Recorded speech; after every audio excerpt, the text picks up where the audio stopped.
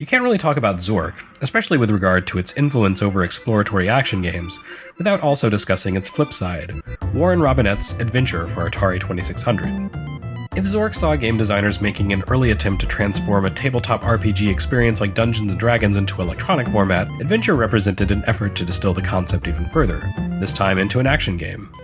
Zork had originally been coded for mainframe networked computers with vastly more computing and memory resources than personal computers of the era could afford. Its eventual home release, in fact, was significantly slimmed down, and much of Zork 2 consisted of material that hadn't fit onto floppies for the first game. Adventure, on the other hand, had to deal with consumer computing constraints of the 1970s from its very inception. Designed for the Atari 2600, it didn't even enjoy the relative luxuriousness offered by computers like the Apple II.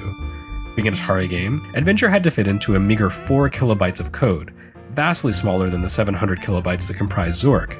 As such, it was necessarily constrained in terms of scale, and where players could interact with Zork through a full computer keyboard, Adventure had to be controlled with a single one-button joystick. So designer Robinette chose to make the most of what the Atari did offer, namely graphics. While these were no great shakes by today's standards, they got the job done. Players didn't have to visualize a maze of twisty passages all alike, they could simply head north into the confusing multi-screen maze area. Nor did they need to figure out the correct sequence of actions for killing foes. It seemed fairly obvious that you could pick up the sword and use it to take care of that task. Much of Adventure works similarly to Zork, albeit simplified. For instance, Zork's inventory system is nowhere to be seen, but Adventure still makes carrying objects a key mechanic. It's just that you can only carry a single item at a time, and you need to drop your current item in order to pick up another. This approach isn't that different from the limited carrying capacity Zork's hero had to contend with, it's just more upfront. And despite its harsh limitations, Adventure nevertheless maintained Zork's sense of persistence. Items would remain where you dropped them, allowing you to return and claim them as needed, even after you reset the game. There's even a random factor similar to Zork's Thief. A bat flutters around the game world, grabbing items without warning, including at times whatever the hero has in his hands. If you're very unlucky, the bat will grab, say, the chalice and replace it, for example, with a dragon. It's possible to manipulate the bat, but it keeps players on their toes. And like Zork, Adventure doesn't feel the need to explain itself. The main objective of the game, retrieving the chalice and carrying it into the Yellow Castle, is described in the instruction manual, but otherwise the whole thing is charmingly enigmatic. Your hero, a small square block, begins south of the Yellow Castle.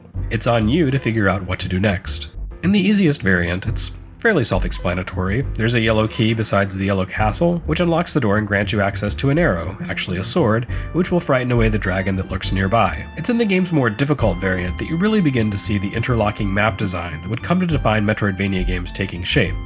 Again, your goal remains simple, take the chalice to the Yellow Castle. But in the harder mode, this isn't so easy a task. The yellow key no longer sits beside the Yellow Castle. Instead, it's tucked away in a maze to the south.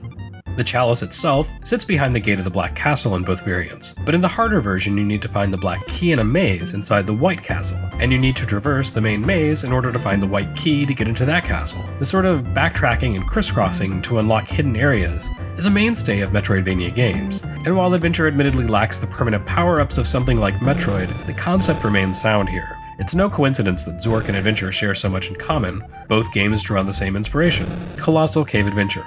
While Adventure, which even takes its name from Willie Crowther's creation, works quite differently in the end, with its simplified quest and lack of a text parser, both this game and Zork serve as a 1-2 punch of game design evolution in the quest toward the invention of Metroidvania.